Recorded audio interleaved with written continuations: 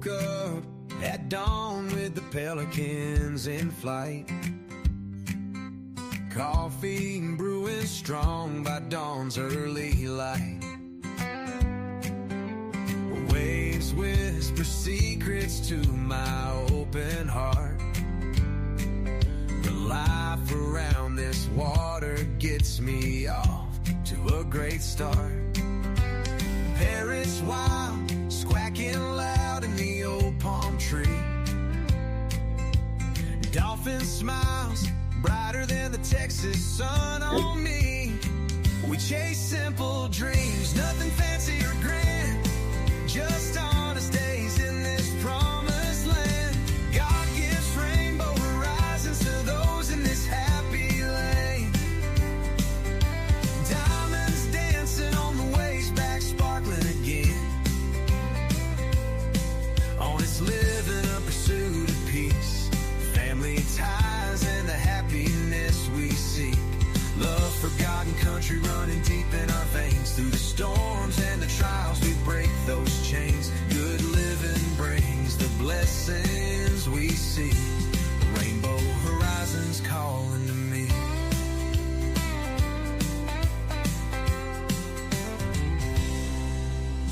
Living each moment, giving truth from the heart. No deceptions woven, no false starts. It goes like a front porch swaying in the ocean breeze. Watching the sunset fade away with pink and blue ease. Teach the young ones right from wrong with care. Hold them close when the world's unfair. In this Gulf Coast life we find our way, building memories that never stray. Oh, rainbow horizons after the rain. Diamonds dancing on the waves back again. Honest living in pursuit of peace. Family ties and the happiness we see. Love, forgotten country running deep in our veins. Through the storms and the trials we break those chains. Good living brings the blessings we see. Rainbow horizons calling to me.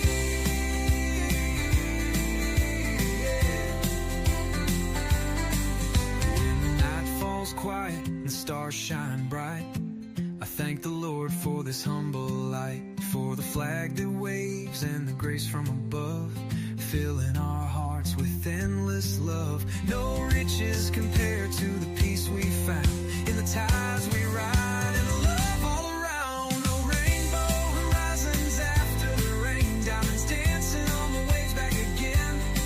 Honest living in pursuit of peace. Family ties and the happiness we seek. Love, forgotten country running deep in our veins. Through the storms and the trials we break those chains. Good living brings the blessings we see. Rainbow horizons forever free. Yeah.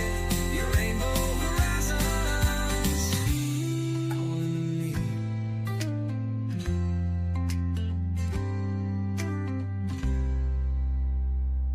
Well, hello, everybody. I hope you're all doing really, really great. Oh my gosh, why is it still playing?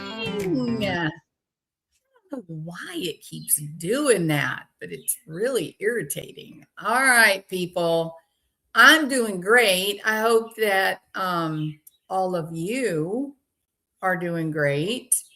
And as soon as I can get my act together, I'm going to take this visual off the screen. Hello. Okay, sorry about that. Yeah, very irritating. Okay. So this is so far outside of what I do on my YouTube channel. But I think that Queen Bee had like a great idea. She had a great idea. And that is to just sort of in her community to open up the conversation and talk a little bit about these GLP drugs, and just as like a anecdotal kind of like people that are on them, what their experience has been, and that kind of thing. I felt a bit uncomfortable because I began to notice that there were people that were in the side chat and they were saying things that were very, very, very negative toward these medications and very inaccurate. So, I immediately spoke up and I've told Queen Bee I'm more than happy to talk with her. And I told her I'd be happy to talk with her on the phone or whatever. So just to facilitate easier, discussion. But then I thought, well, wait a minute, I could go ahead, not step on her toes, not do what her idea is for her channel. I don't want to do any of that. But I thought maybe it would be helpful if I went ahead and sort of put some factual information out there just to kind of answer some of the questions that Queen Bee talked about on her own, like why she wanted to have this live, right? And so I really want to address some of those things, and then maybe just in general, kind of make the conversation that she's going to do in her channel, make the conversation a little more streamlined and factual and less sort of hysterical I don't mean I'm not saying hysterical in a bad way, but look, the reality is that the number one side effect for these types of medications, the GLP-1s and the variations of the GLP-1s, the number one side effect is gastrointestinal upset. And just like anything else that is on the internet, we find the examples of the worst case scenarios because all the people that either have surgery or they have a cancer treatment or they get prescribed a GLP-1, if everything goes according to plan and there's not any problems, those people don't come to the internet and go to the bulletin boards and say, oh my God, it's so great. It's the greatest thing ever. So if you tend to go to some of those bulletin boards where they're discussing cancer treatment, you're getting the worst case scenarios. You're getting those 2 to 5% of the total number of cases where things just didn't turn out well. And if you're that person that your diagnosis matches worst case scenario stories online, you can get terrified. And I tell people all the time, please, for God's sake, avoid Dr. Google. Dr. Google is going to steer you into hysteria and anxiety, panic attack for sure.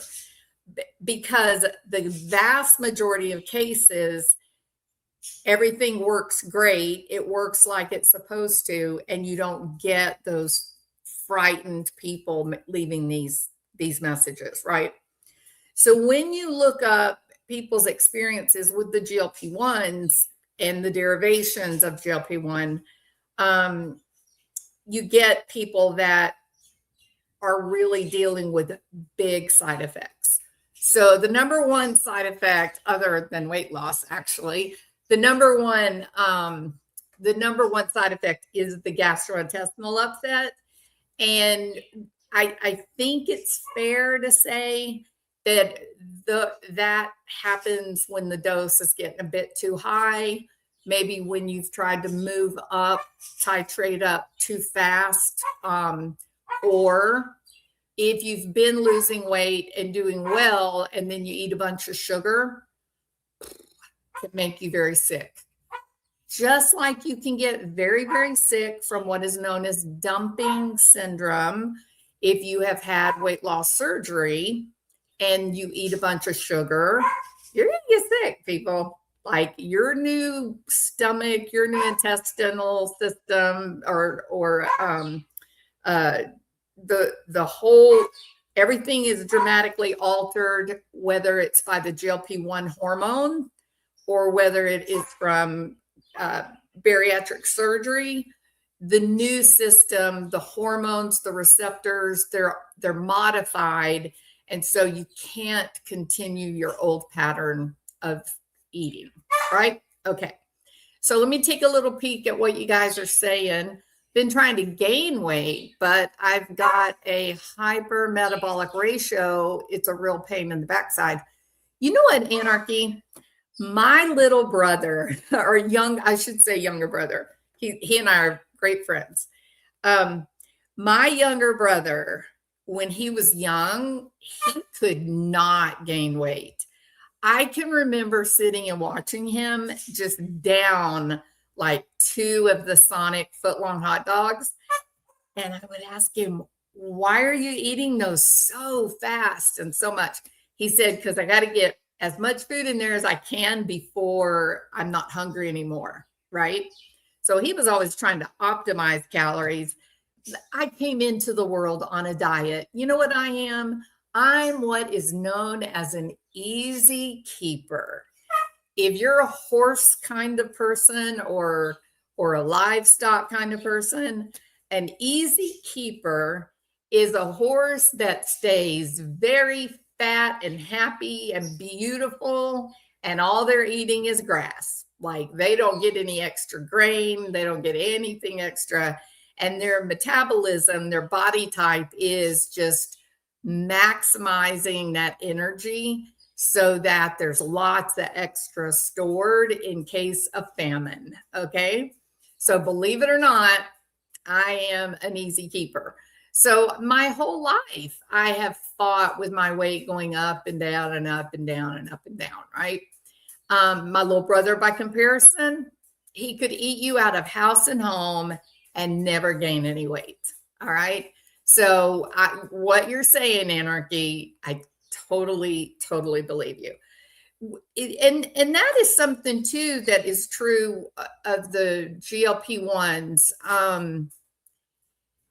They're really changing the way that we look at weight loss. There have been anecdotally, there have been these people throughout time who have said, I don't eat very much. I don't know why I weigh so much. I can't cut back anymore on what I'm eating because then I'm going to be eating absolutely nothing, right?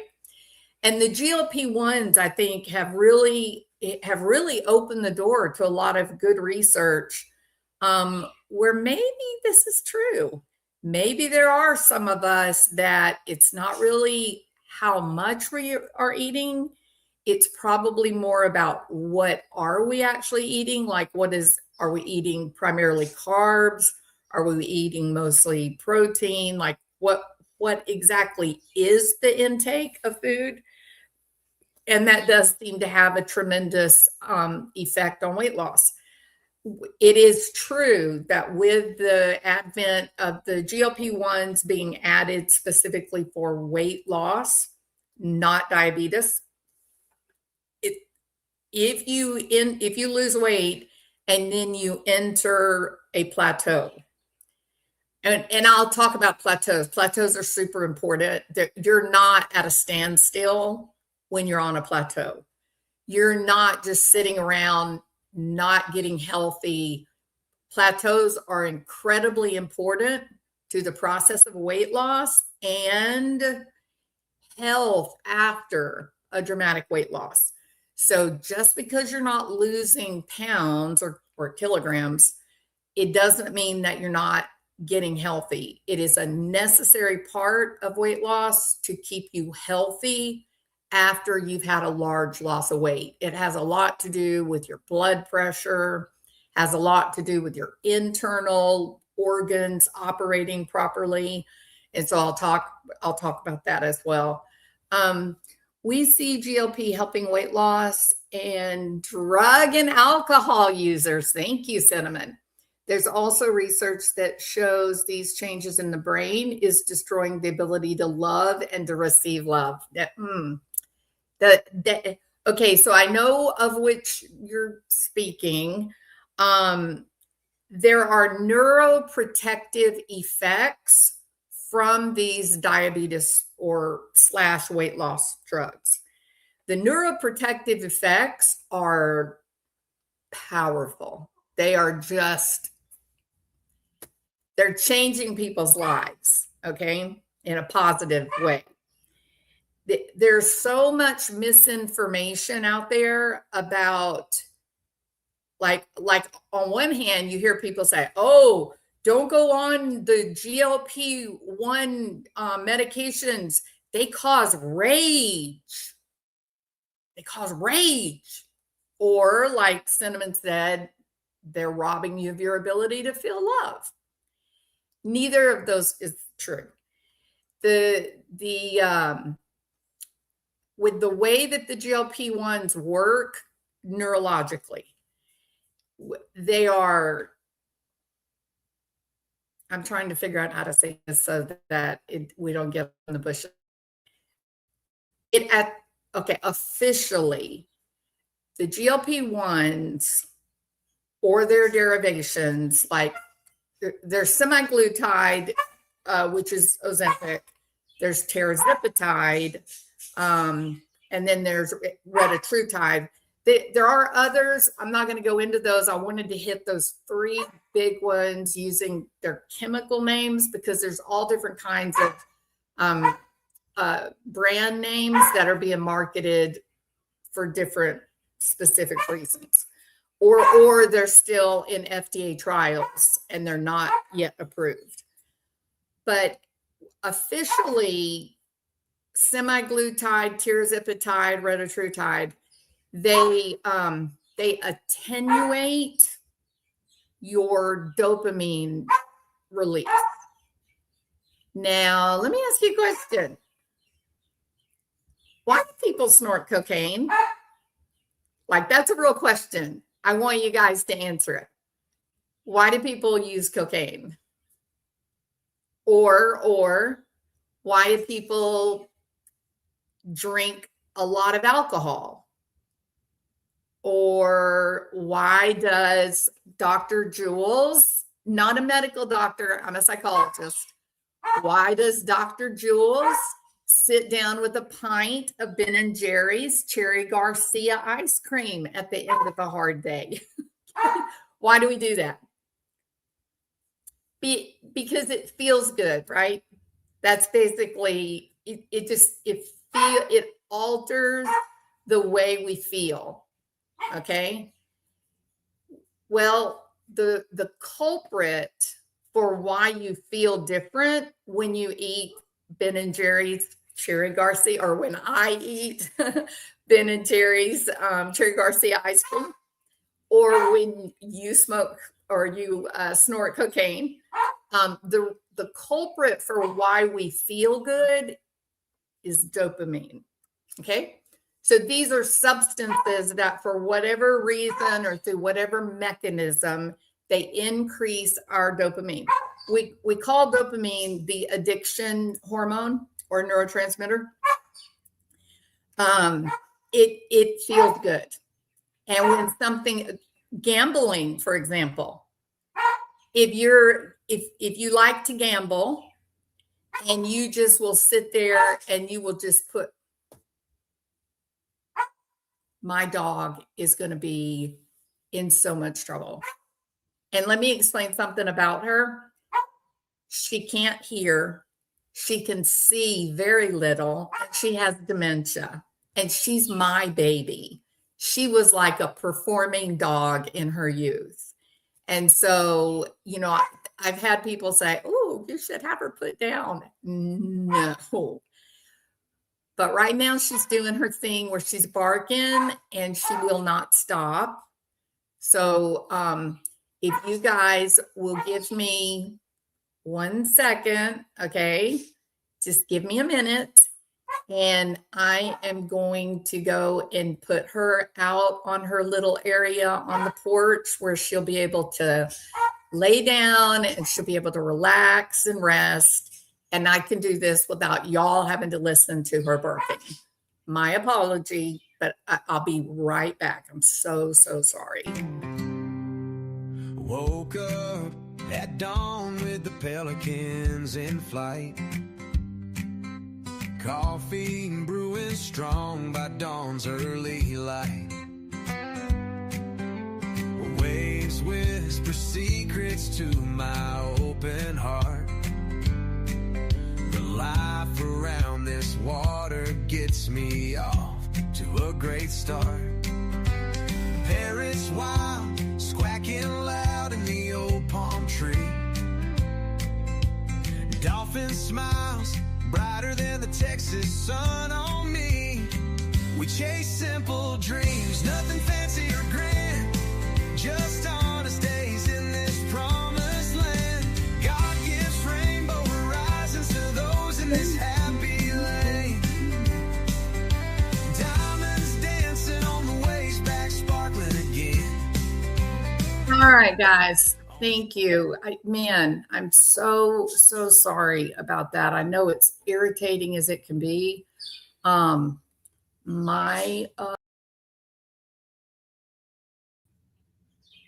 right, let me get this little gold thing off the okay.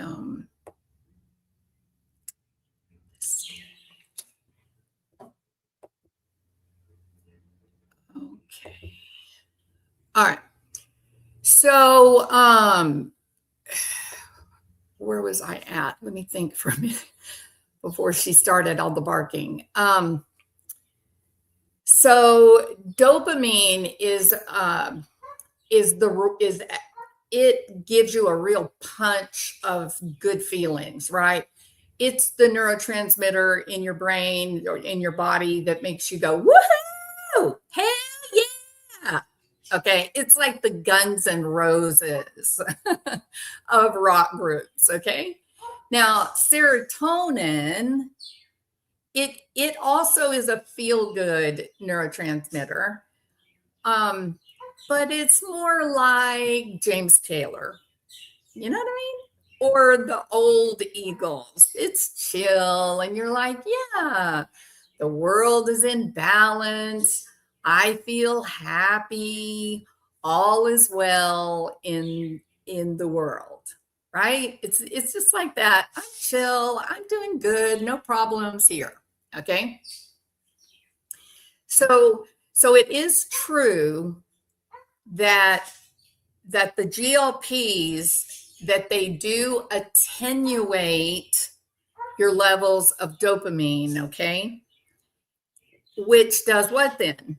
If you're not getting a punch of pleasure, if you're taking a toot of cocaine and you're not responding by going, woohoo, yeah, rock on, party. If you're not getting that, then if your wish is to cut down on your cocaine use, don't eat so much Ben and Jerry's ice cream, Jules. Then if you're not getting that punch of pleasure, then you're not likely to have to fight really hard to resist it, right? You pretty soon you figure out, yeah, even if I use cocaine, it's not going to feel so good. So it's attenuating the reward centers in the brain that would respond, that would trigger dopamine. So that's number one. These GLP medications, they have been around for a very long time. They've been around as diabetes treatment, correct? And then, the doctors kept saying, wow, you are doing such a great job losing weight. I'm so proud of you. You found out that you have diabetes or that you're borderline, and now you're watching your diet and you're exercising and you're amazing. But were they really? Or were they being started on diabetes medication that the side effects, the semiglutide, acted like long-term, naturally occurring GLP-1 that we already have in our body. The GLP-1 is not artificial. We have that. We have the receptors in our body.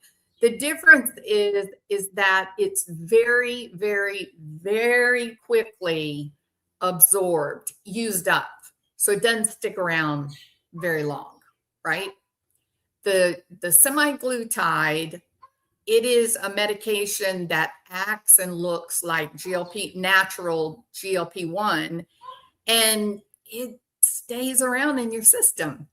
In fact, stays around in your system for about 5 or 6 days, which is why you take your shot once a week, right? So in the beginning, you take your shot, you do great at the beginning of the week. It almost like you don't even like food. It's almost like, I don't need to eat food. I'm doing great. I feel great. I'm not tired from not eating. I got plenty of energy. Why do you have plenty of energy? Because you have fat stored.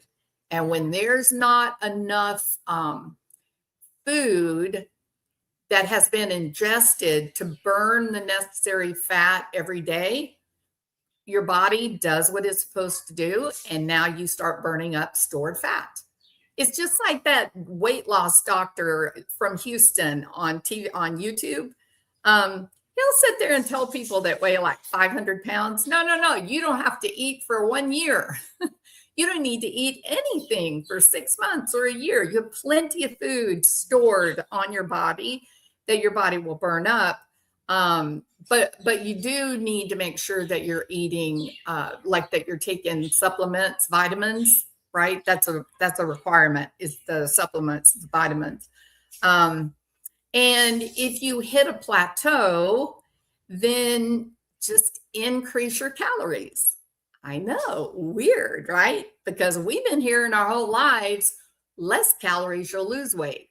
Actually, what we've learned from the GLP-1s is if you're not eating enough, your body will begin to just not lose weight, not burn up what is stored. It gets worried that there'll never be food again, and so it hangs on to what it already has. Increase in calories, dramatically increase your intake of protein specifically. Guess what? You start losing weight again. Okay. So the connection between the GLP-1s and the pleasure centers of the brain, i.e. dopamine, it actually is actually opposite of rage, right?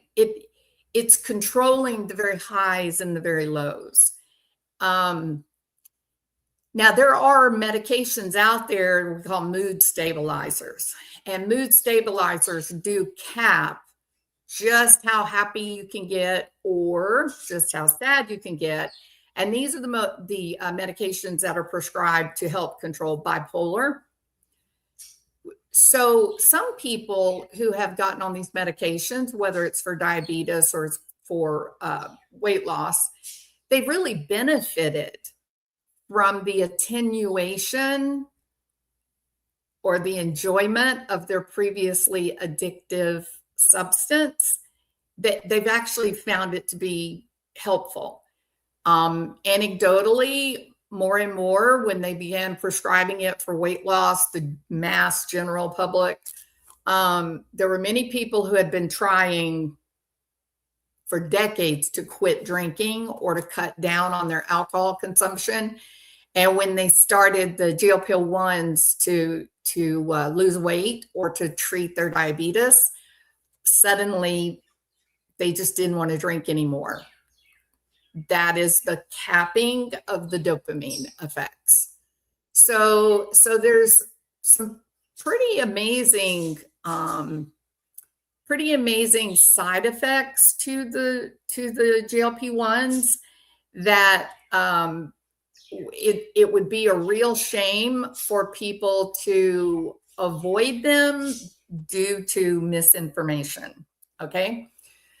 So let me kind of go from the beginning. I I'm going to cover 3 of these drugs, okay?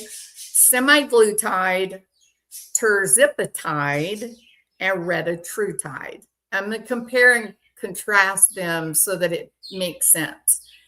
The semiglutide was like the first one that was really being used, and we know it by the name Ozempic, right? That was the first one. It was a single agonist, and it worked on the GLP-1 receptor, which is GLP-1 is a gut hormone that I'm talking about lives in your intestines, and it's naturally occurring in the human body, but it doesn't stick around very long.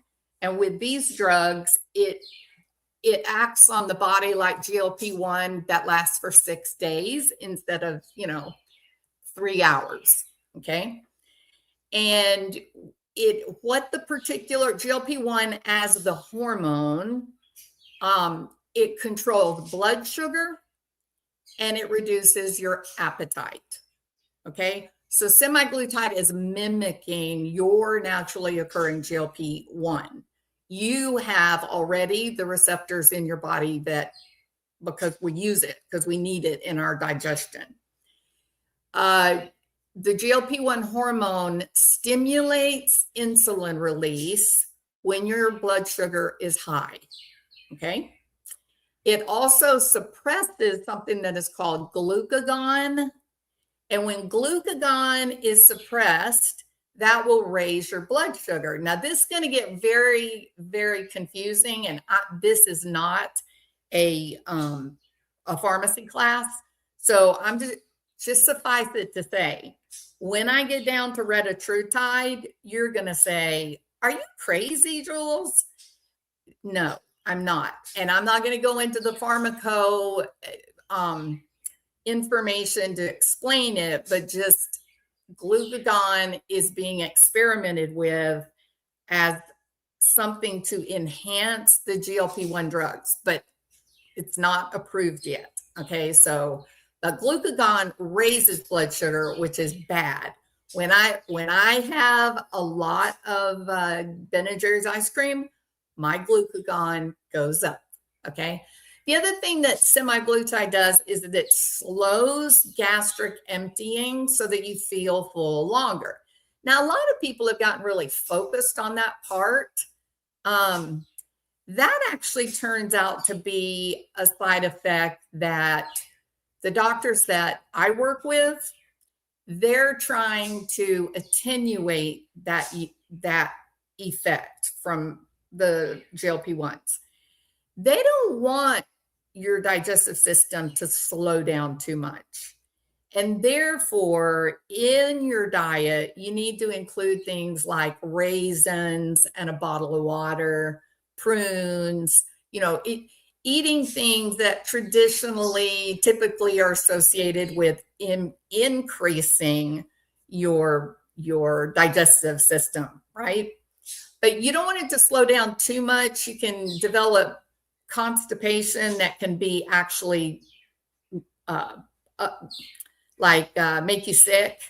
And so it's a really important part of being on any of these medications, whether it's diabetes, whether it's weight loss, maybe you're taking it for Alzheimer's, maybe you're taking it for rheumatoid arthritis. If you're taking one of these medications, how often you're able to go to the bathroom, number 2, that you need to keep up with that and make sure that you're regularly, voiding your bowels so that you don't get sick. And with the controlling of the voiding, going to the bathroom properly, people have had a little bit less of stomach upset. So some of the doctors are saying maybe the stomach upset is connected to getting constipated. So that is just an important part, that if you're going to be on it, you're going to try it. You're scared to death of getting sick, because that is the big topic of conversation. Talk to your doctor about what do I need to do to try and control that I am emptying my bowels like I need to? What do I need to do to avoid developing constipation? Don't forget this. The medication itself is causing you to not have an appetite. The medication itself is saying you're not hungry. You're not, you could try to eat something, but it's not really going to be very rewarding. So you're really, maybe even for the first time in your life, you're really only eating when you need the calories, which is interesting for some people who have fought a lifelong battle with weight. So the GLP-1s reduce appetite and cravings, and that's for anything that would trigger or spike your dopamine. Other brands, okay, so semiglutide, that is what we call Ozempic. It works on the single hormone, and the weight loss brand name is Wegovy.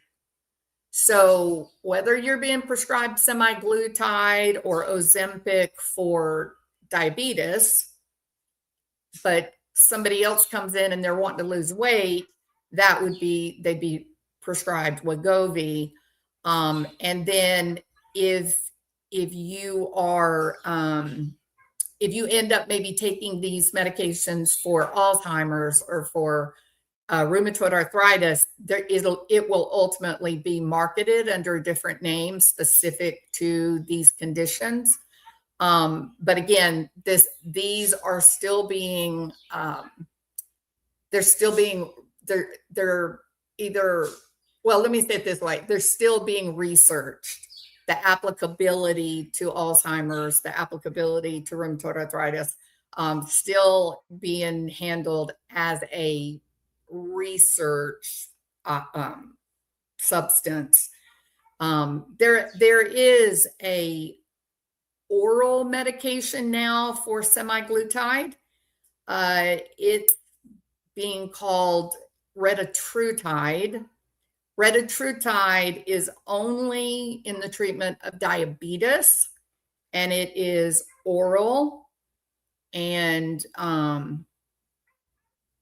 it's in phase 3 FDA trials, so it's not yet readily available to anyone who wants it. So, yeah. So the next medication is Tirzepatide. That is the name given to the diabetes medication, Tirzepatide. And it is, the weight loss name is Zepbound. Diabetes Mounjaro is also prescribed for diabetes. But still, it's the same medication. It's not different. It's the same thing. It's just, why is it being prescribed? Now, Tirzepatide is really interesting because it took the good of the GLP-1 agonist and it added an extra layer. And the extra layer is another gut hormone, and it is a GIP, so GIP, right? And it has a little bit of a different, GIP has a little bit of a different effect than the GLP one. Hold on just a second. It provides for, it's what we call a dual agonist, and the GIP portion of this it's a more effective substance to lower blood sugar, right? So it has all the benefits of semiglutide, and then the added part of really, really, really controlling blood sugar. All right.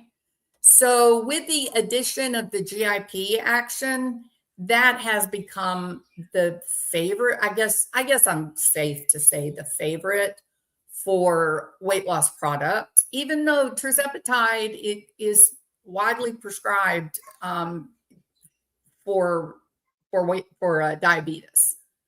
But it is that addition of the GIP, the second agonist, receptor agonist, that is making it so much more effective for weight loss than semiglutide. And interestingly enough, semiglutide has more gastrointestinal effects than tirzepatide. People that could not tolerate the semiglutide, they're doing great with tirzepatide, and it does seem to improve weight loss over the single GLP-1. All right, very interesting, right? Retatrutide is being more. It's still in phase 3 trials with Eli Lilly. There's no real brand name to it yet, but it is a triple agonist, meaning there are 3 hormone receptors that are involved in the action mechanism of action. It's the GLP-1, like semiglutide. It's the additional GIP, like tirzepatide.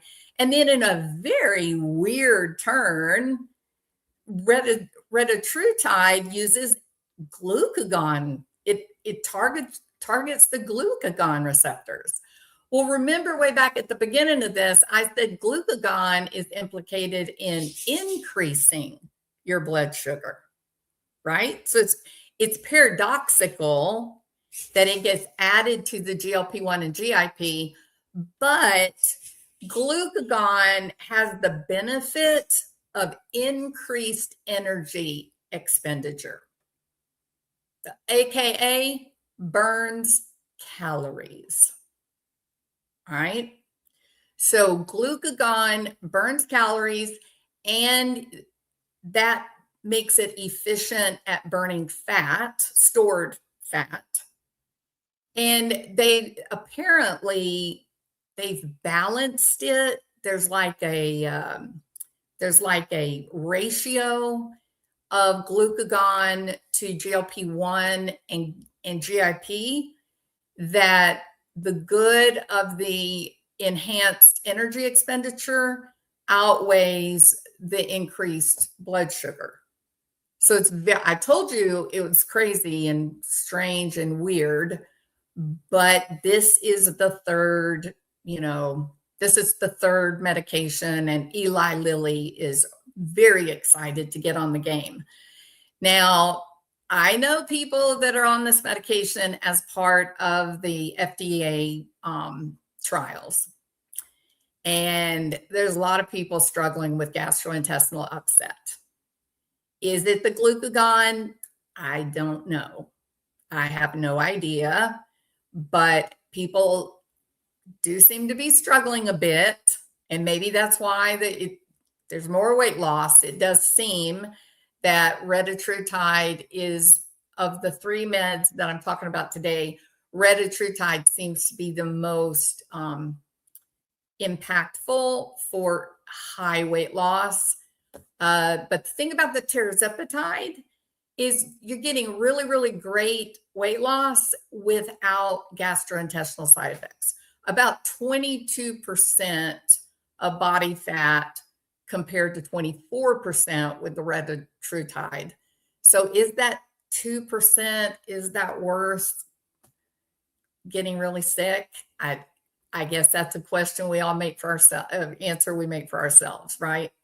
So in my way of thinking, for me personally as a human being, my way of thinking is I would rather take something that I can take the lowest dose possible, the fewest side effects possible, and lose a minimum amount of weight for a longer period of time. I'd rather it be something that's not going to be very disruptive to my day-to-day life, but that it becomes something that I'm willing to make, like as a behavior change, a habit change that I benefit from, like by 3 years of weight loss compared to 6 months of weight loss. Make sense?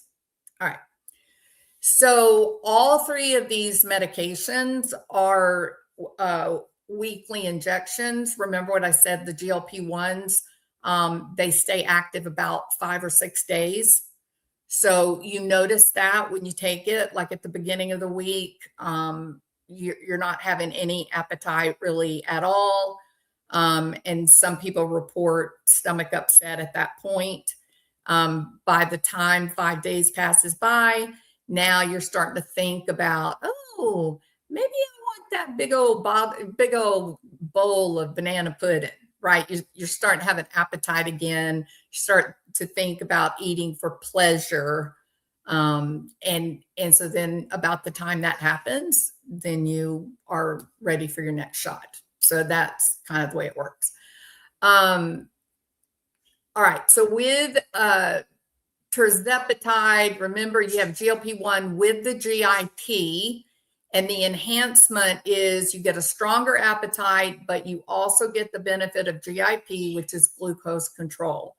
Retatrutide, adding the glucagon, it gets strong appetite control, glucose control, and then you get extra calorie burn, increased energy by the addition of glucagon, but seems to be people are struggling with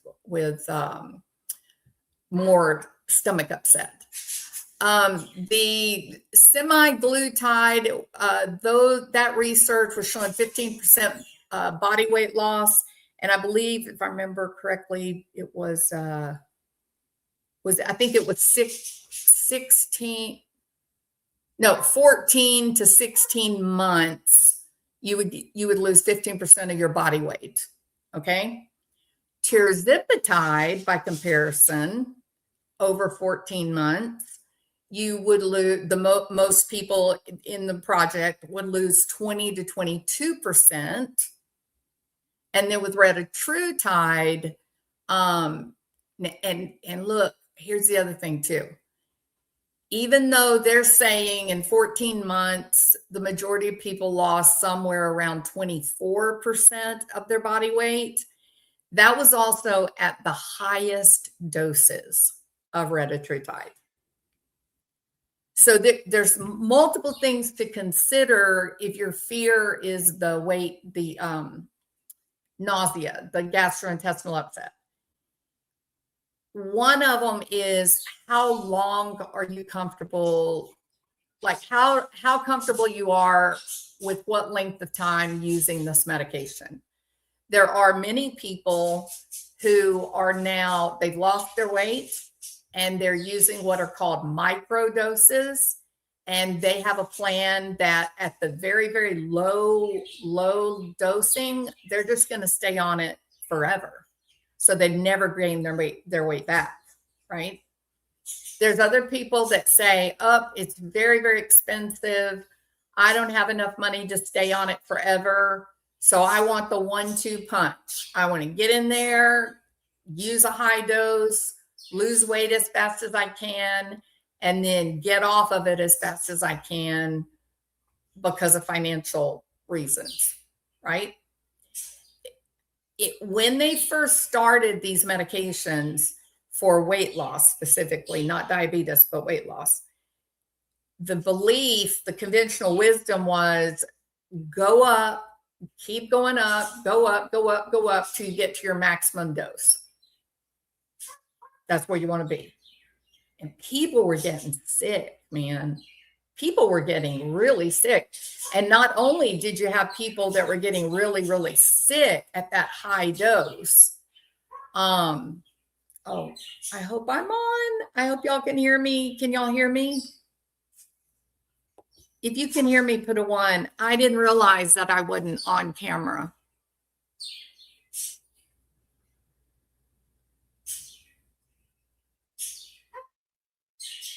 Oh, good. Thank you, Steady Nona. Thank you. Okay. So the net effect from everybody was getting pushed up, or most people were getting pushed up to that. If it's Tirzepatide, it's 15 milligrams. everybody was getting pushed up there every 4 weeks, back, another dose, a higher dose, a higher dose. And here's what was happening. A lot of weight being lost very quickly. People, there was a lot of fallout. People were abandoning the medication because they were getting sick. They were having a lot of the stomach troubles. You also had a group of people that tolerated the gastrointestinal symptoms because all they wanted was the weight loss. And then it was like their stomachs just got messed up and they struggled to add, like to get back on normal food and keep their weight even.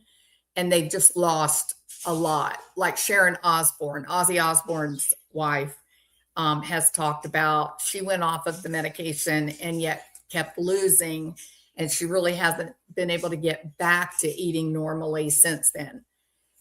The doctors now are now saying no, that we're looking at this wrong.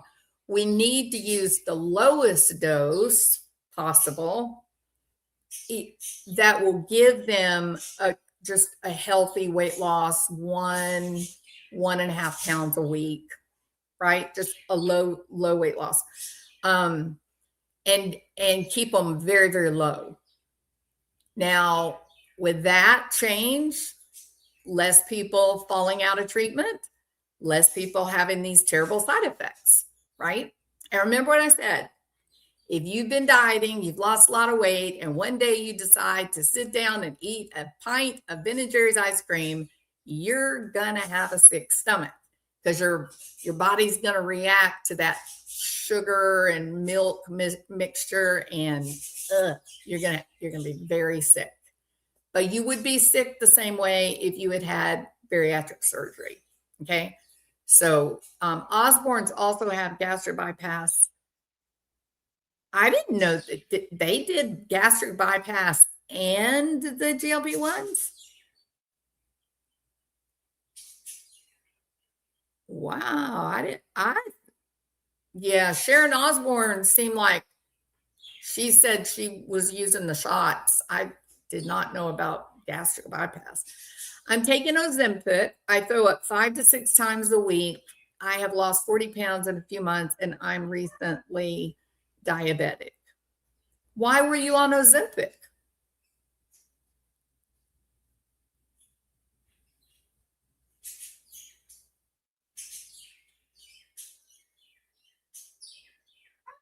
Why did they give you Ozempic if you're just recently diabetic? Ozempic is prescribed for diabetes.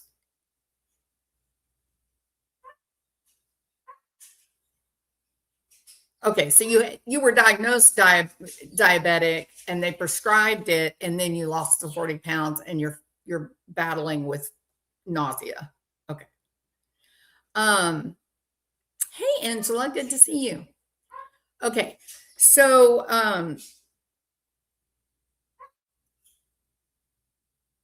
all right. So the smallest dose possible, if you're taking it for weight loss, not diabetes. Diabetes is its whole own thing. And some people, their dose needs to be a bit higher to control blood sugar and all that. And so they do have to manage the side effect of stomach upset.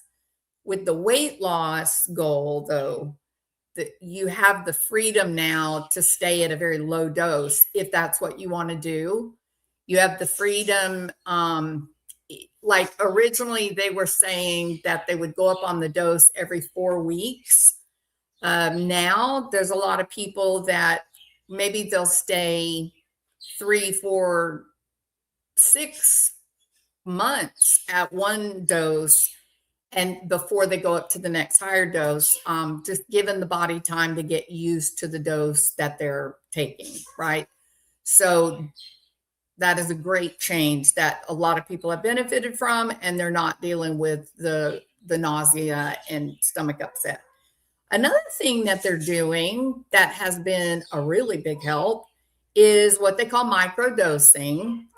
And with microdosing, what they're doing is they're taking what would be the week's dose, like what you would be taking once a week. They take that amount, they divide it into 2 doses, just right down the middle. And then let's say you would take a half a dose on, let's say, Monday.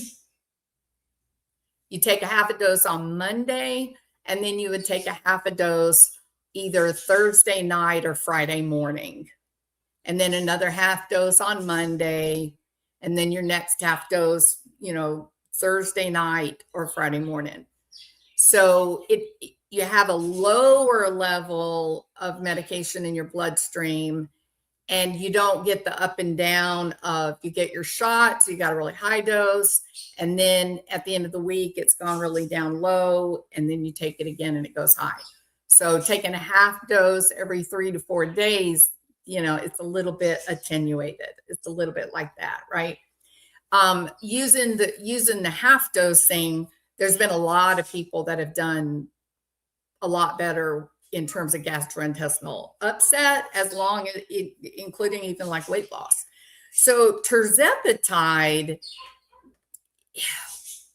for some reason, tirzepatide, there's not as much gastrointestinal upset as what everybody was seeing with semiglutide. Or if you're being treated for diabetes, it's going to be called Wegovy, right? So with tirzepatide, the weight loss version is marketed as Zepbound, and the diabetes is the Mounjaro. Okay, sorry about that. Mounjaro. Okay. It is a dual agonist. It has the GLP-1 and the GIP, and what you get here is enhanced insulin secretion, which I think is incredibly interesting, because it is the Retatrutide, which has the glucagon that's added. That is the one that everybody seems to really be struggling with in terms of stomach upset. So it's interesting that maybe it is the enhanced insulin secretion. Maybe that's guarding against nausea. I don't know. I'm not a physician. I don't know that. I'm just thinking of my way through this, right? So, I did say that with all 3 of these drugs, the most common side effect is the gastrointestinal upset, and tirzepatide seems to be the one that is not quite as hard. It can still make you sick, but people seem to tolerate it a little bit better. And doing the microdosing, the half dose, a lot of people have really felt better doing half dosing as the week goes through.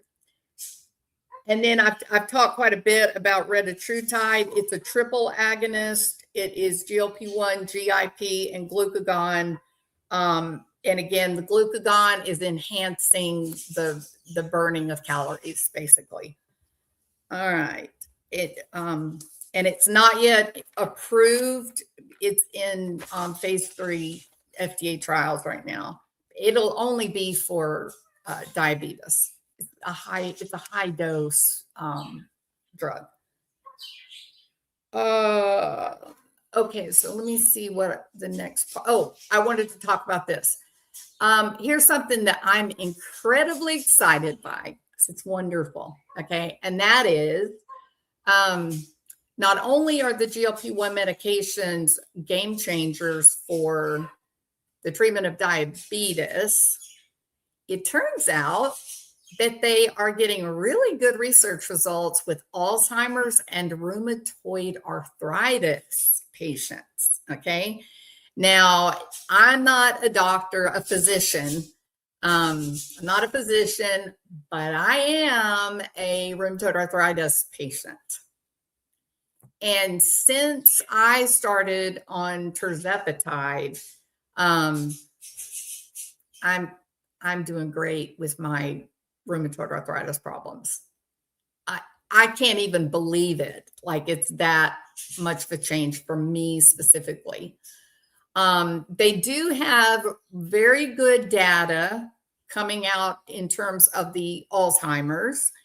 They have made the very strong statement that the GLP-1 agonists have shown neuroprotective effects on the brain. It reduces brain inflammation. It improves insulin that is signaling the brain, right? And they do have early evidence that it is destroying, clearing out amyloids. And these are amyloids are the thing that is connected to Alzheimer's disease. So they started with observational studies, then they went into more organized research and development, and now they have phase 3 trials specifically for early Alzheimer's, not later, advanced Alzheimer's, but early Alzheimer's, that it is protecting neurons and it improves the metabolism of glucose in the brain. Retatrutide, by comparison, they've got some research that's going on. They're using mice. They're testing the effect on brains in mice, and they're getting really good metabolic control with the mice, and in some other like correlational type studies with humans, that they are feeling really confident that GLP-1s will be offered as a treatment for Alzheimer's, although it's still in FDA research, and it hasn't yet been marketed or claimed for marketing. It's still being, but you can get in research. They've got lots of projects. I was in a research project for the RA. So the RA mechanisms of action, probably same thing with Alzheimer's, but the mechanisms of action for rheumatoid arthritis, that when you are overweight, and with rheumatoid arthritis, weight can be a real problem because the inflammation, that's water, right? So weight can be a real problem. Inflammation is the problem with rheumatoid arthritis. And so those patients that have RA and they are overweight, Tirzepatide and Semiglutide are linked to reduced disease activity. That you are also getting lowered ESR CRPs, which are the inflammation markers that are checked for rheumatoid arthritis. It is also attenuating pain symptoms. So people with RA have trouble with severe pain, and with the GLP-1s, they're experientially there is less pain. And my favorite, fewer flare-ups. And when you get a flare, it's nothing like it used to be. Like, I used to wake up and my fingers, knuckles, wrist, fire red, swollen, fire red, unable to really move, right? And since being on this medication, I'm excited because I have a wrist again. So the inflammation and all that has really dramatically gone down. Yeah, so to be very clear about rheumatoid arthritis, they're defining their population very clearly. They're saying it's not every RA patient, but an RA patient who is also overweight, obese, they are getting really, really good action, reducing the disease activity in the bottle, measuring lower levels of ESR and CRP. less pain, less experienced pain, and then fewer flare-ups. I kind of jumped and talked about the microdosing, a couple of times, but the microdosing, people are doing it. It's helping them not only keep their dosing lower, but it's helping them to control the gastrointestinal upset. It's also reducing the price of your treatment. So a lot of people are electing to do microdosing, split dosing, where they're taking a week's worth of meds and cutting it in half. You don't really get the reduced cost, but definitely is controlling the nausea, vomiting. But if you're able, instead of taking like 7.5 milligrams, you can continue to lose weight on 5 milligrams or even 2.5. Why go up to a higher dose, right? Don't push it. Don't try to go so fast. Don't try to make the experience so intense. And then you minimize all of the side effects, including if one night you decide you do want Ben & Jerry's Cherries Garcia ice cream, you can get a half a cup or maybe almost a cup of ice cream, and it still tastes very, very yummy. When you're on the full dose, you can eat it all day long. It doesn't taste yummy. Okay. I guess that gets to another part too. Does the medication change the way your food tastes? Now, I want to be really fair and honest. I'm on a low dose, a very low dose. Okay. So I'm on a very low dose, but I've lost a significant amount of weight. So much that I'm thinking about a facelift. Okay. I cannot say that it has changed the taste of my food. I have not experienced that, but there may be other people that are on a much higher dose and they are having a completely different experience. So I'm not saying this is for everybody, because my goal was teeny tiny dose. I don't want a lot. And a few times I did go up on dose. And on those days, I would wait like 5 or 6 days of a half dose rather than every 3 to 4 days. So I've been really focused on making sure that gastrointestinally I'm good, right? I'm not dealing with, constipation, I'm drinking lots of water, eating mostly protein, although I do add fat to my diet every day so I don't have dry skin. But my goal, my primary motivation was as small of a dose as possible and still get the benefits of the anti-inflammatory, anti-inflammation stuff. So I still enjoy the taste of the food. It's not that I don't enjoy the taste.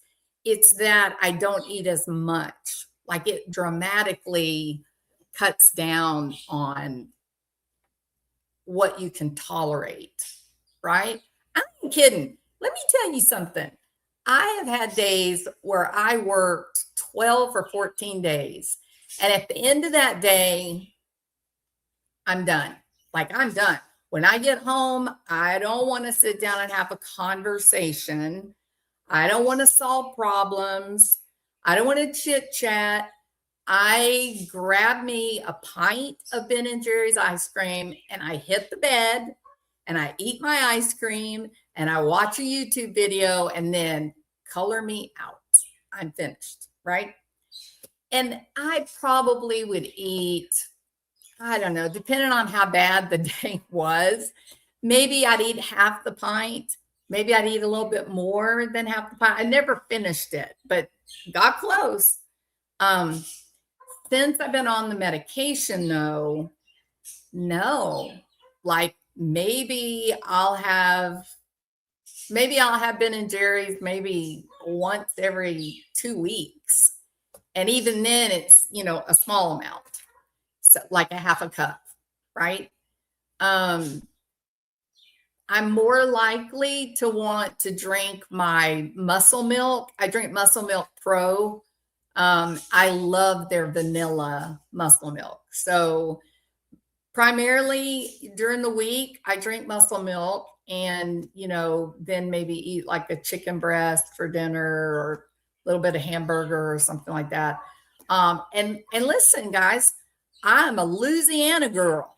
There's no, look, fried catfish runs through our veins. Okay. It's the same as air. You know how you have to have oxygen, you have to breathe air. If you're from Louisiana, you have to have fried catfish in your blood. Okay. It's just it's a necessity of life.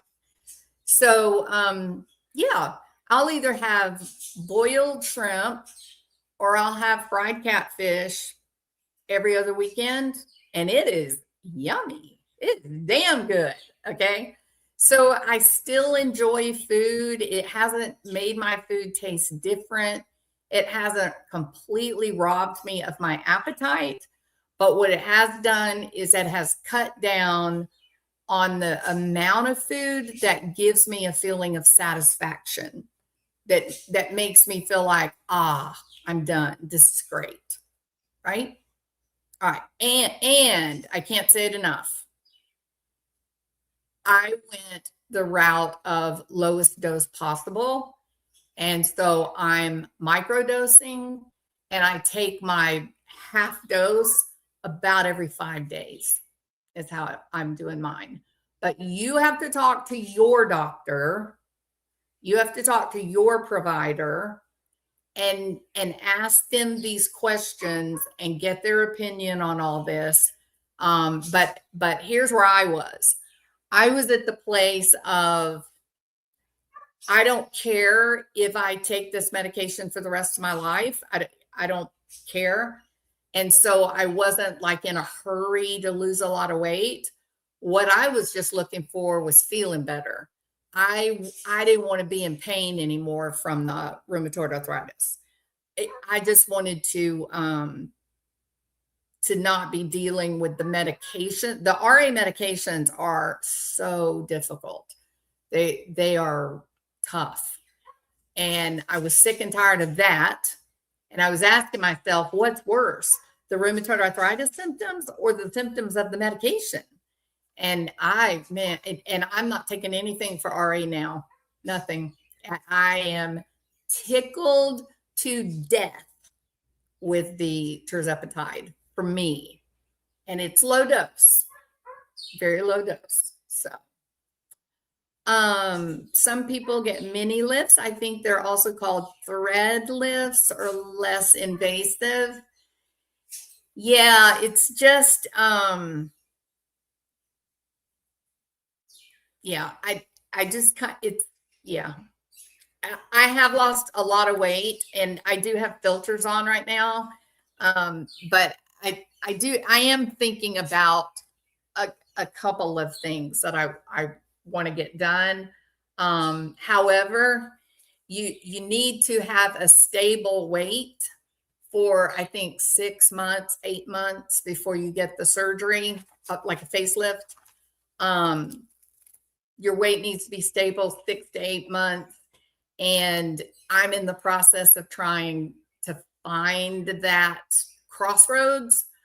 I'm increasing my calories every day, and at the same time lowering the amount of Tirzepatide to find where that is that I'm no longer losing. Right. So I think I'm going to be actually really good. I'm at about 2,000 calories a day, and I'm still 2.5 on the medication, that's an introductory dose. So, and still losing a little bit, which I don't want. I'm ready to be finished now, losing weight. That's awesome. A couple of my mom's girlfriends were with crippling arthritis. I hope they're getting relief. Yeah, it's been shockingly great. Like, I'm just tickled to death with my experience. I had a few times where I did either feel nausea or get sick. I would say that once I figured out that the sugar and milk was the culprit, then I didn't have the trouble anymore. Like I said, if I get ice cream, it's going to be like on that 5th day before my next shot, and it's just going to be like a half a cup. It's not going to be much. I don't eat candy anymore. I used to eat quite a bit of candy. I don't eat candy anymore. I am currently taking much more protein than I ever have in my whole entire life. And the reason is because with the weight loss, and this isn't specific to GLP-1s, this is if you lose weight quickly, right? If you have calorie restriction, your body is going to burn muscle. And to avoid burning up all of your muscle, you have to increase your, I put it down here somewhere in my notes. Yeah. You have to increase your protein when you're on this medication. You have to increase your protein. And basically what it comes out to is, if it's pounds, like we use in the United States, you take every pound of weight you are, not what you are now, but what your ideal body weight is, what your target is, whatever that is, you multiply it by 0.8 or even like 1 pound. So one gram times whatever your goal weight is. So let me give you the comparison, because I went ahead and did the math. If you're in Europe, if you're in England, the conversion is for every kilogram, you need between 1.2 grams and 1.6 grams of protein. So what that looks like is this. If you're a 200-pound person, if you weigh 200 pounds, then to just maintain your body your protein requirements are pretty high. Like you can imagine 200 pounds, that would be the same as taking in 200 grams of protein every day. That is very high. So I converted for the goal weight, not what you are now, but what you want to weigh after you've lost weight. And I just used as an example 140 pounds. Okay. If your goal weight would be 140 pounds, then your protein needs are around 115 grams per day.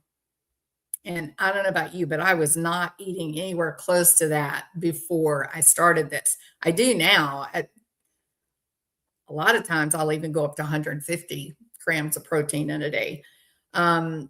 So around 115 grams to maybe 120, 125 grams. I will say this, if you don't know a lot about nutrition, if you're not, a lot of people that have been trying to lose weight for a long time, they know everything about nutrition. We're the scholars, okay? But a lot of people have really, really, really benefited from seeing a nutritionist a couple of times when they first start the medication. There's a couple of reasons for that. First of all, you must make sure that you're getting the proper vitamins and supplements that you might need. You also really need to get that protein. That protein means everything when it comes to not losing all of your muscle. Especially if you're older like me, you've got to keep as much of your muscle as possible. Okay. So seeing a nutritionist when you first start this journey, they can help you, number one, choosing foods that are going to be less likely to promote gastrointestinal upset. I just never did anything overly special in that department. I eat a lot of protein. I drink an awful lot of water.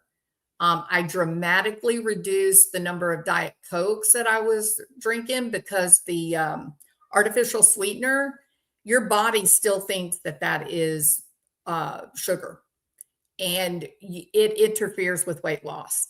I did it 1 week with absolutely no Diet Coke at all. And then I think I did 2 weeks. I did 2 weeks with no Diet Coke. Then the next week I went back on my Diet Cokes for 2 weeks. And the first go around with the Diet Cokes, I was like losing a pound a week. When I came completely off of it, I suddenly dropped 6 pounds. And then when I added it back in to my diet, I gained like a half a pound. So I'm a true believer, and I do drink one Diet Coke a day because, well, I'm addicted to Diet Cokes. But it definitely, when I finally made the commitment to get off of the Diet Cokes and quit drinking them so much, that was a huge game starter in terms of the weight loss. So getting off Diet Coke or the artificially flavored things, there's a lot of people that are making these desserts using sugar alcohol.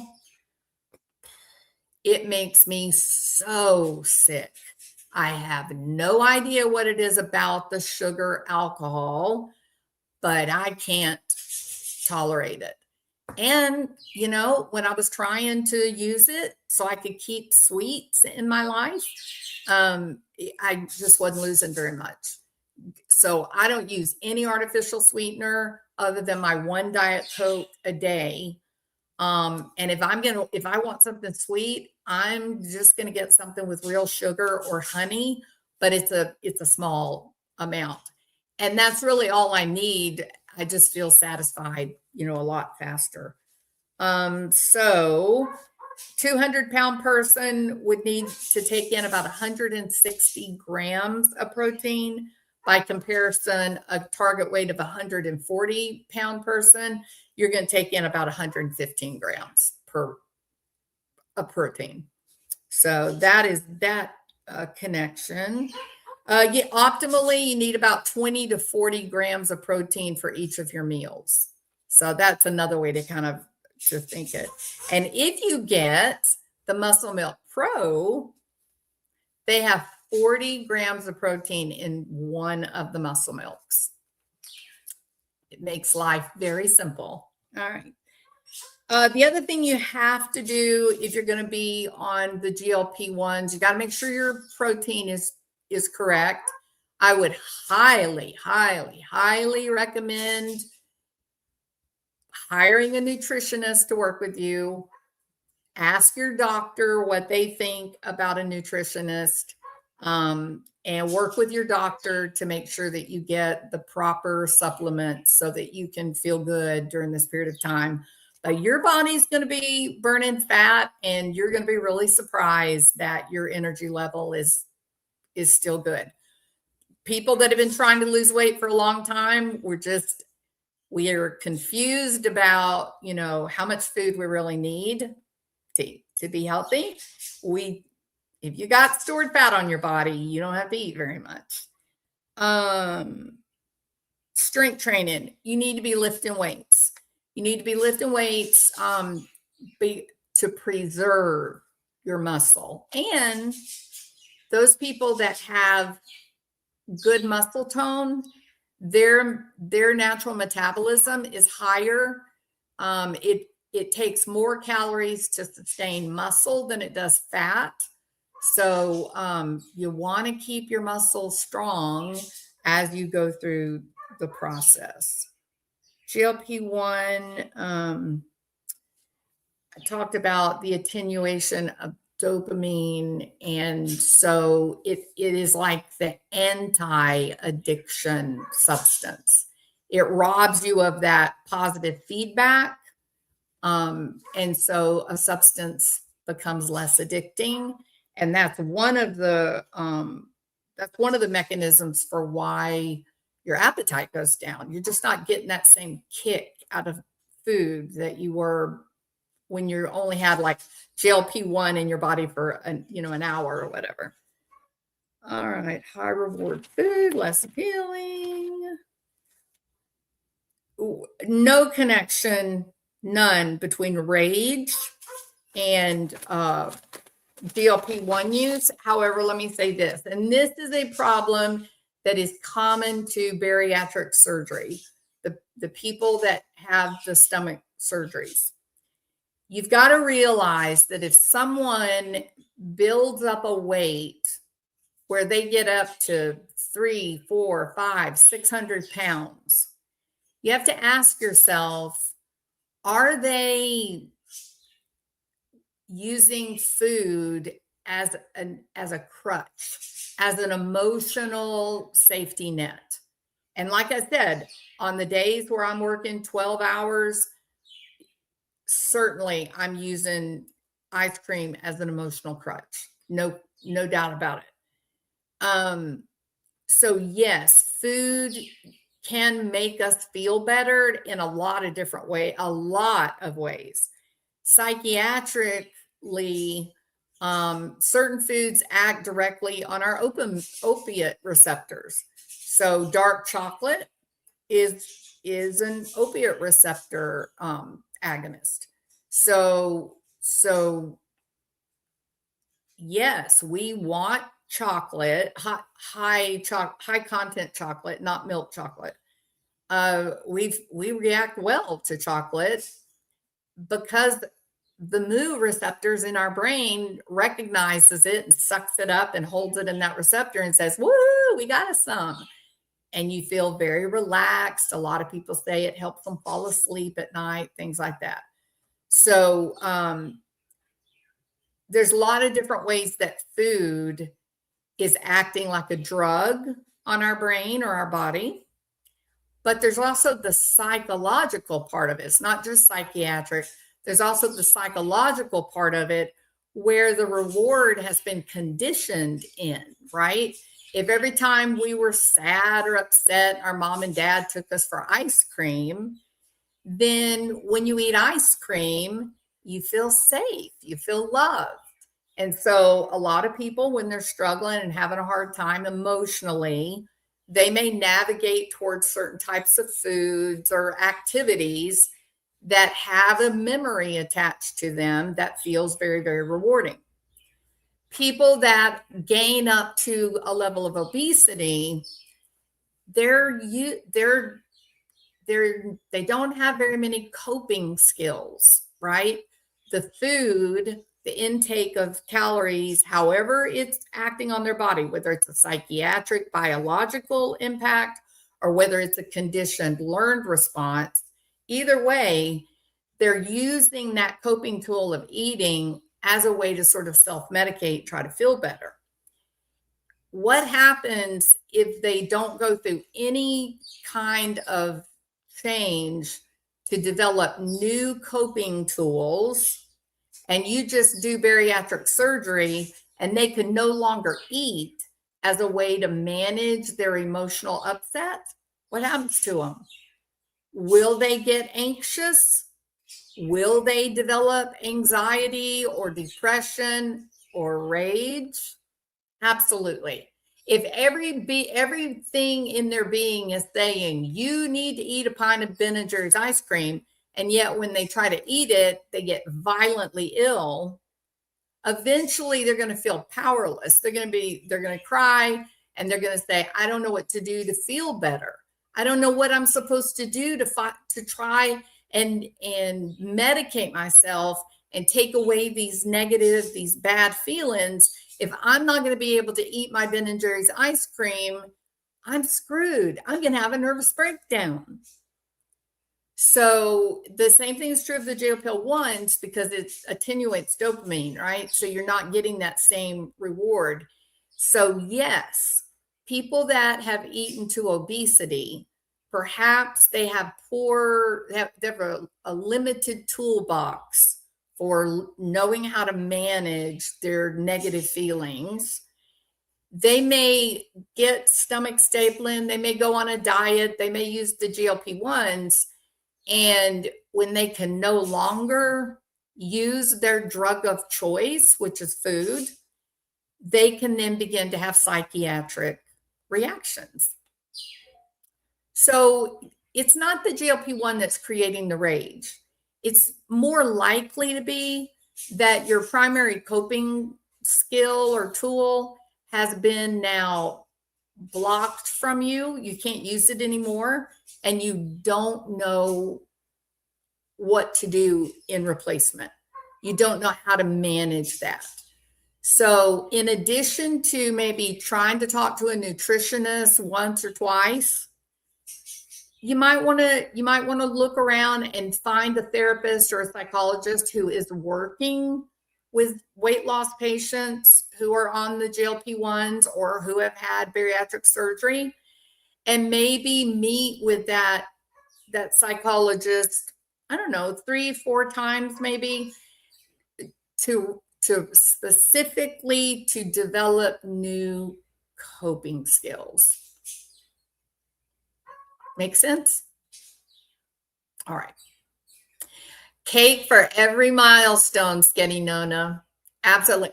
The big meals with the fattening food at Christmas and Thanksgiving and Easter. Oh yeah, I know. All right.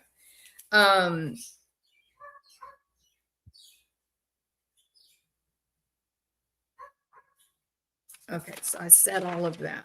All right, I think that's everything I wanted to talk about. Let me double check my notes.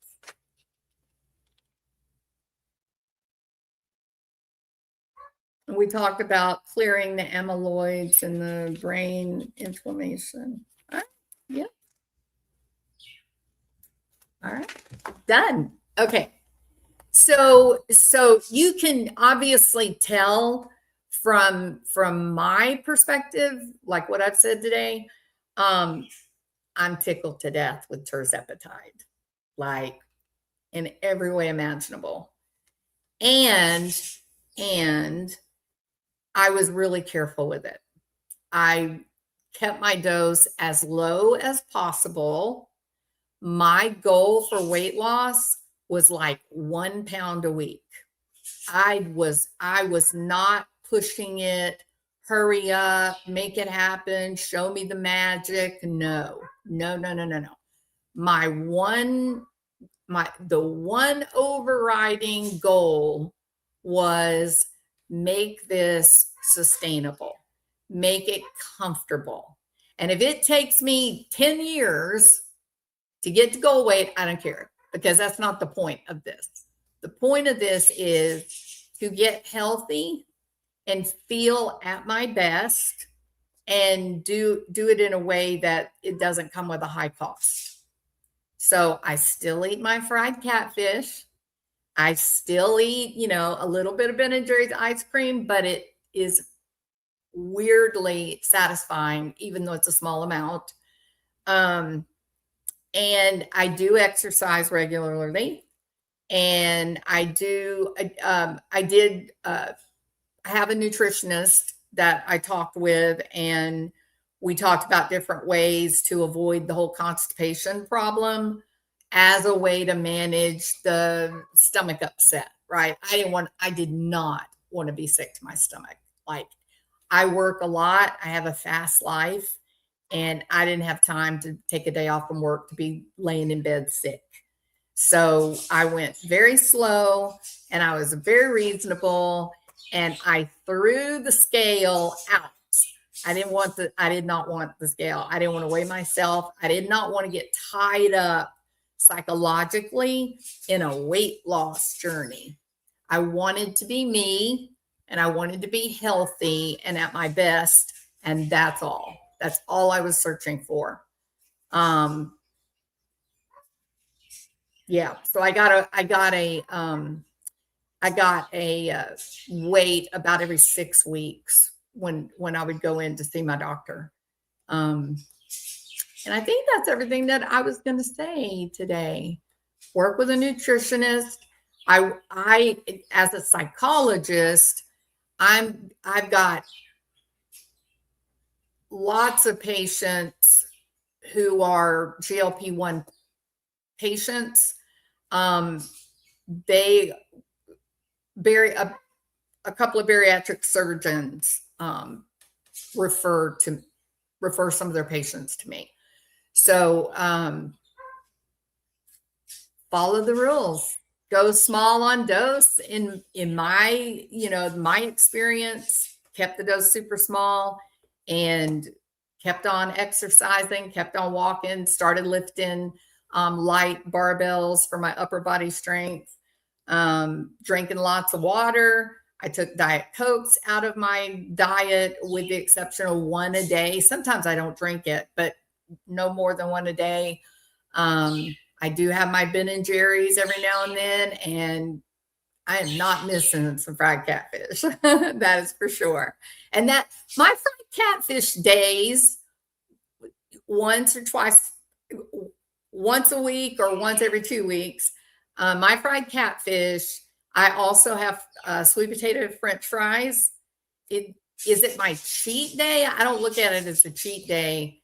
It's just yummy. It feels special and I like it. And it feels good. And instead of eating 4 pieces of catfish, I eat 1 or 2 pieces of catfish. So yeah, that's it. Although I am back up to 2 pieces of catfish, because even though I'm adding my calories, I'm still losing weight. So I'm trying to get out of Virginia. What's happening in Virginia, girl? The Humvee might have more, but it's farther away. Do you mind saying what vitamins you are on? I am proud of you for your Diet Coke. It's gone, Kyler. I take prenatal vitamins. I know. I am not a mother. I'm not a young mother. I'm not all that. I take prenatal vitamins because they're really good for your hair, and your fingernails and your skin. And that's fine. So I take prenatal vitamins. I walk every single day, and then I have the barbells, to keep my upper body strength up. I'll tell you something else that I do. I don't know if y'all remember or not, but when my granddaughter was 6 months old, I think, my daughter broke her vertebrae in her back, and that was a disaster.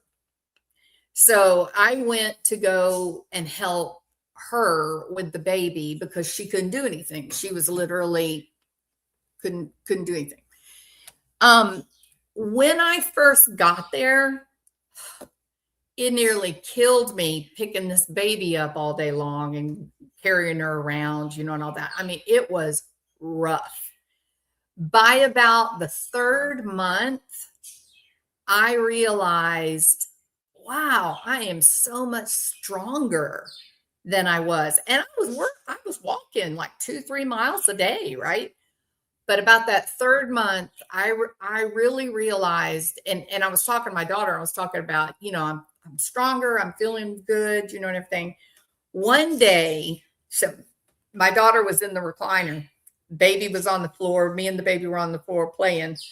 And I went to stand up, and I had my Diet Coke in one hand, and I had the 6-month, or by that time, I guess she was 9 months old, 9-month-old baby in my other arm.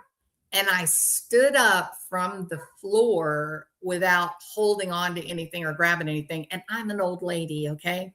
I'm an old lady.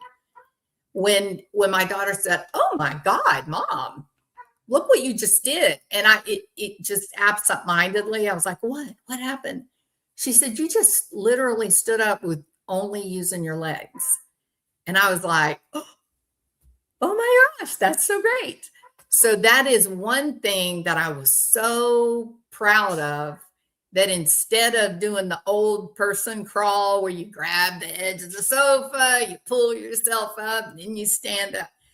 It felt really good to get back to that point of being able to stand up and sit down, just using my legs, not having to brace myself or hold on. So that's something else that I do every day too. I make sure that I get down on the floor and stand up, sit down a couple of times just to keep those particular muscles, strong. Because I don't want to get old and crippled. I want to keep like being independent and having fun and having energy, and trust me, time will make itself known sooner or later. And I'm, going to fight it every step of the way. So, hey, Zelda, when you're on them for decades, but the pain's horrible, but opioids don't affect me, so I don't crave them. Yeah. I've been drinking the collagen with hyaluronic acid. Yeah, I have that. And I've got a jar of it here on my bookshelf. I can't think of the name of it, but I know what you're talking about. I take that too. I used to mix it in with my bottled water, but I've just got to where I know they say you don't taste it, but it does have a little bit of a taste, so sometimes I don't. I'd much rather drink my muscle milk. So, I don't know what berberine is. I lost weight, gave up drinking, 34 years of cigarettes in 1 year. Oh my God, Daisy White, you're my hero. You're amazing. Good job. Awesome. Awesome. Yay. My muscles haven't been the same since 30 days of bleeding. 2016, again in 2018. C19, I'm still weak and I get muscle cramps. So sorry, Requiem. It is hard to come back when you have those major medical events, for sure. Is there anything to the Diet Coke causes MS research? That's a problem with the artificial long molecule sugars, the fake sugar, like the sugar liquor or sugar alcohol. Yeah, it's linked with MS. Yep. I drank 2 cans of Izzy's. I don't know what Izzy's is. I don't know what that is. Maybe Sketty Nona. Yeah, maybe. MGL was really feeling herself, selling her stomach and everything. Selling her stomach?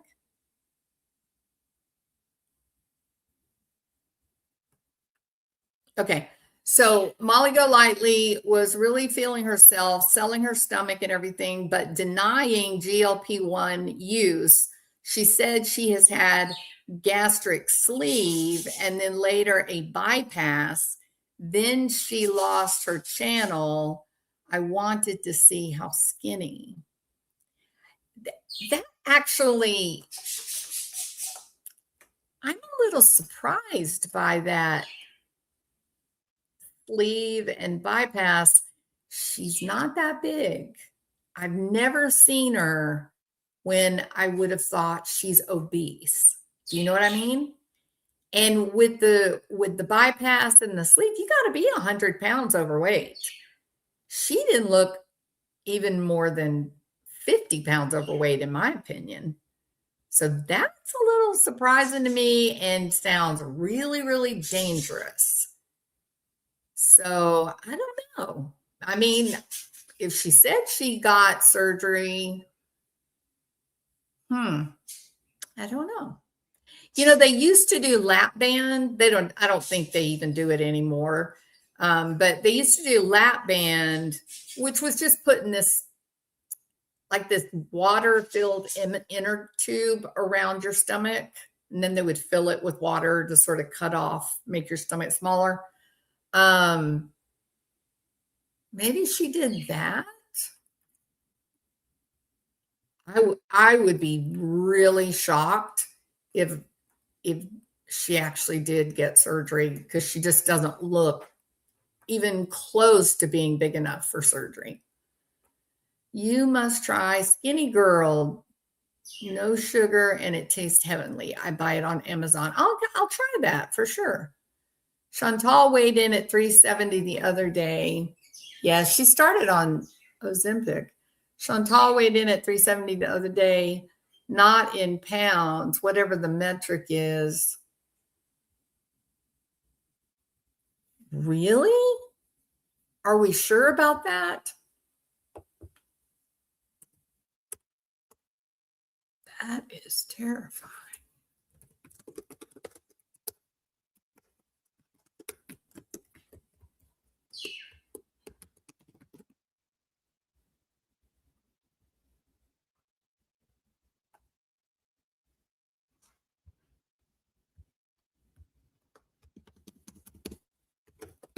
Y'all hold on. I'm trying to figure something out here.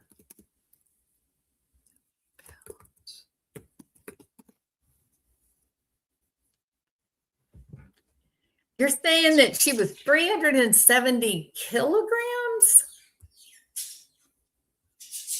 Is that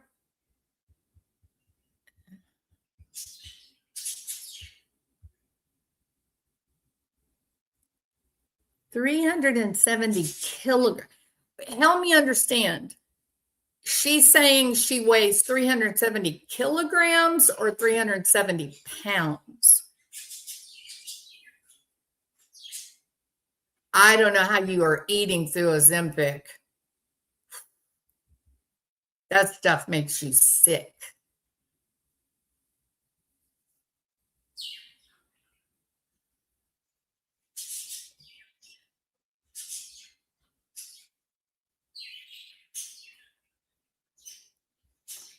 Is she 5 feet tall? Isn't she 5 feet? Ooh, I'd be really surprised if she was 370 kilograms, because that's like 800 pounds. I don't think she's there yet. She might be there, but most people that are like 600 to 800 pound range, they're bedbound. Like they're not able to walk and carry 1,000 pounds on their legs, on their muscles. She's got to be 370 pounds. Do you have to fry the catfish, or can you have it grilled? I have fried catfish. My husband eats baked catfish. Yeah. I love me some fried catfish. Woo! I'm getting excited just thinking about it. She stopped the Ozempic. It was making her sick. Please. I saw her the first time that she took the Ozempic shot. Within an hour, she was saying, "Oh, I'm sick to my stomach." No, sorry, you missed that one. It won't make you sick until about like 12, 24 hours after you've taken it, because it has to be absorbed. It has to get absorbed, and it takes 12 to 18 hours to actually get into the bloodstream. So she's just making excuses because she doesn't have any coping skills. Food is it. If she's happy, she eats. If she's sad, she eats. If she's angry, she eats. If she's lonely, she eats. It happened to a lot of people that their parents didn't really teach them about emotional, maturity. Here's what you're feeling. Here's why you're feeling bad. Here's what you can do to feel better. We have to teach our kids how to experience their emotions and how to manage them, just like we teach them how to act nice and study for tests. And unfortunately, a lot of kids have not grown up with that kind of parental attention. Foodie was still eating grease. Yeah, the sugar in the grease, if you're taking a GLP-1, you are going to be sick as a dog. Yep, for sure. I don't think she is either, hybrid. People in that weight range from about 550, 600 up to 1,000, they can't walk. They can't support that weight. You know that guy, what's his name? Billy the refrigerator. Isn't he like in the 500 pound range? So you can come in. I'm on YouTube. I'm live, so watch what you say. She rented a car and went through 3 drive-throughs. Oh, bless her heart. True lime or true lemon? I will. She's 370 pounds. Or her scooter wouldn't carry. Very good point. What's up? Absolutely. No, a scooter is not going to carry 800 pounds. Yeah. Molly Go Lightly is thin. She's only 5 feet. I thought Molly Go Lightly was a tall woman. I was talking about Foodie Beauty. I think she's 5 feet tall. And I guess if you got the money, the big juicy can do damn well what she pleases. Good point. Absolutely. For sure. I don't have that much time and I ain't got that much money, Team Doocy Doo. Absolutely not. All right. Okay. So I don't know. What did y'all think? Did y'all learn anything new, or it was all stuff you already knew, wasn't it?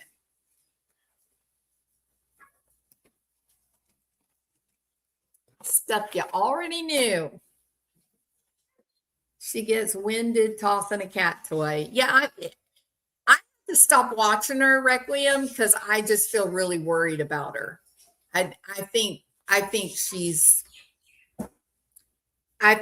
it won't be very long until people are, sad. I think it's coming. I think that time is coming. Molly said people think she's taller because of her shoulders and her boobs.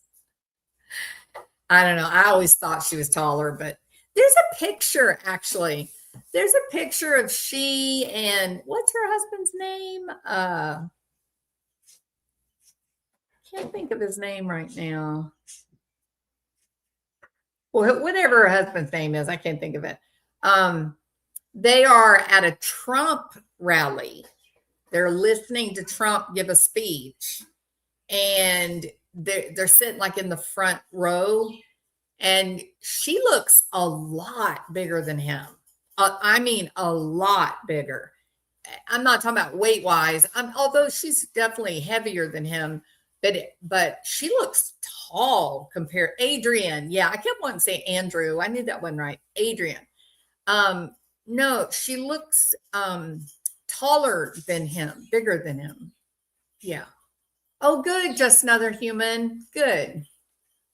I did not know MFW blew out her bypass. She did, and she nearly killed herself, and she's been hospitalized multiple times, and I'm very worried about her too. It's very sad. Strong shoulders. She's headed to go get her implants replaced and get a lift. I need to go back to the start and see what you had to present today. I was trying to do the math on how many that would be daily. Of what? Protein, or how much Foodie Beauty weighs?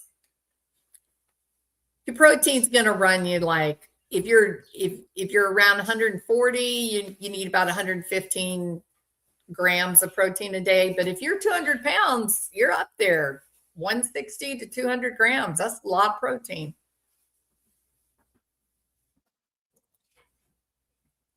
People that met her said she's short. Weird. I always thought she was tall. Interesting. Oh yeah, Cinnamon. Yeah, sad. It's really sad. She's so charismatic and she's so beautiful. And unfortunately,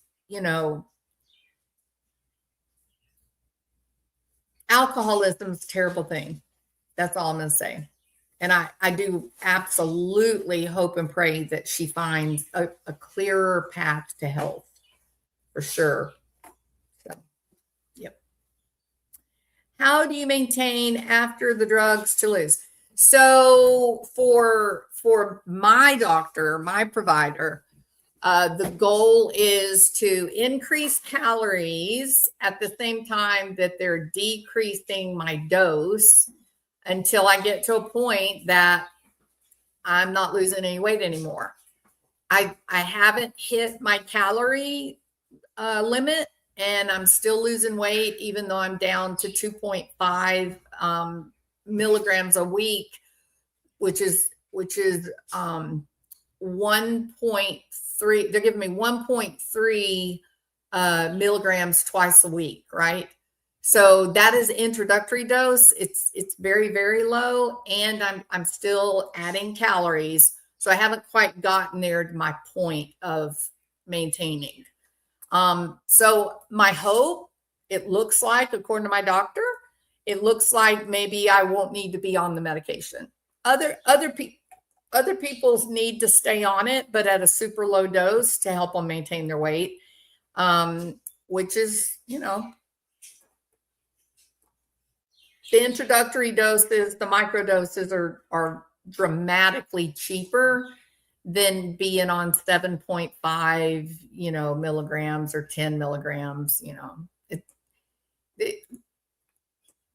It can be maintained if you need to, and it's not a new drug. This GLP-1 drug has been around for years and years for diabetes. So, I'm talking Ozempic. Have you been on Ozempic? My friend went off and regained. Yeah, unfortunately, if you just go ahead and just like come off of it cold turkey, without training your body, without developing healthy habits, without being mindful about your food intake, the number of calories, the amount of nutrition, then you can actually balloon up really fast and regain. But if you're slow and you're intentional and you're being aware and thoughtful, you can come off of it with either super, super low dose or none at all, but you've trained your body to get off of it by titrating down slowly. But the doctor will help you do that. The doctor handles that.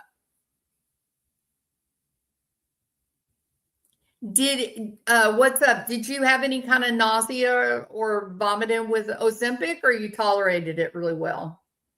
I get all the vitamin C I need from crystallized fruits. Yep.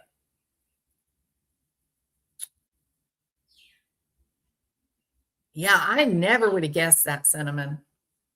I never would have believed that.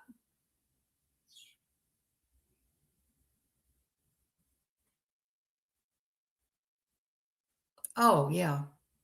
Agreed, Hybrid Pisces. Makes me feel very, very sad. Yep.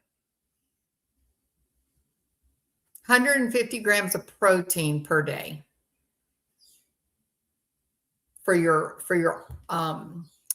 goal weight.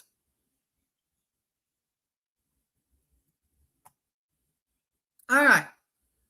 Okay. Well, thanks everybody for y'all being here. It's hard to carry extra weight if you're short and short-waisted. Yeah, for sure. I'm a shorty, but I'm not 5 feet tall. I'm 5'4".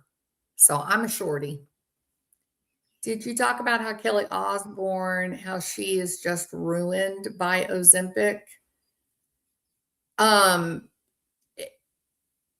Well, she denies taking Ozempic. Her mother admits to using Ozempic herself. Kelly Osbourne denies it, and she says that her weight loss problems are related to grief, and that she's dealing with anorexia, not GLP-1s. I'm on Tirzepatide too, OM. Yep. And I am glad that I was really respectful of the dose that I was taking, and that we were able to keep it so low. I'm really glad that I did that. So why, oh why do they always deny? Why, oh why do they lie?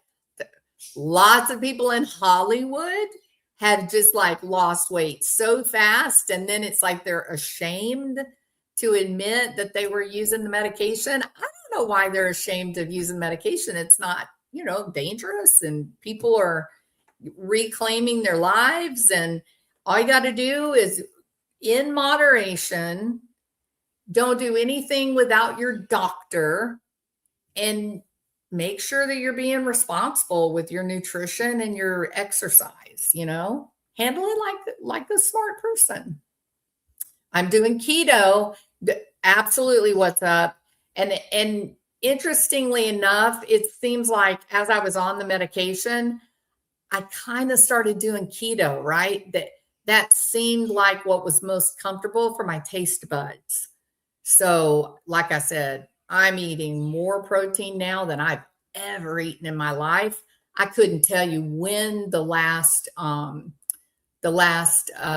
carbohydrate was, except when I have my fried catfish and sweet potatoes. I love fried catfish. Okay. Skinny Girl Sugar. I forgot the nursery rhyme in my mind. That is best. I was up to 10, but they were recommending going up every other few weeks. You don't have to do that. You don't have to do that. They've got lots of good research now. Keeping it at the lowest dose, optimal. Husband does well on keto. The meat is expensive. It is expensive. It is. I love ribeyes, but right now, no buying ribeye. Too expensive. Yeah. Unless you're Brittany J, I guess, and then you just ask your subscribers to buy your ribeyes. I don't know. It's weird. All right. Yeah, I don't either. What's up? Other than my fried catfish, the coating, on the catfish. So, all right, everybody. Thank y'all for being here. I appreciate it so much.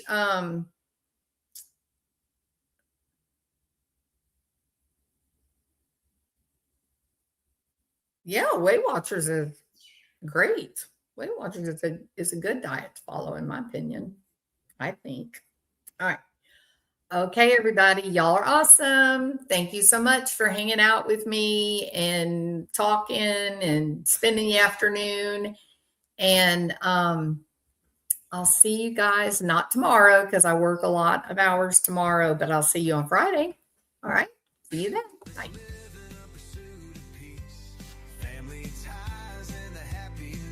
We seek love, forgotten country running deep in our veins. Through the storms and the trials, we break those chains. Good living brings the blessings we see. The rainbow horizons calling to me.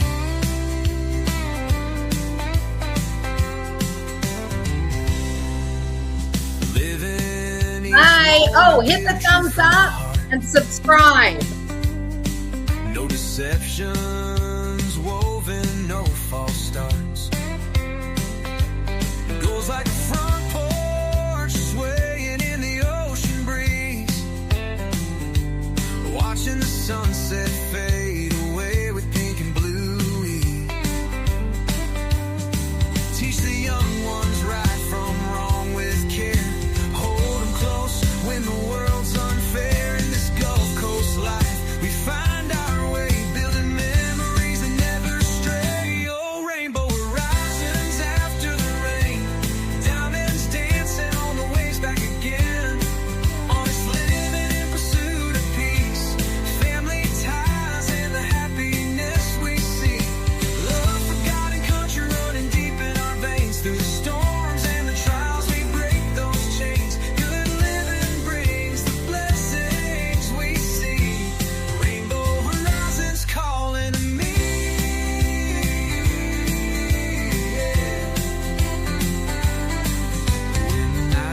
Quiet and stars shine bright. I thank the Lord for this humble light, for the flag that waves and the grace from above, filling our hearts with endless love. No riches compare to the peace we found in the tides we ride.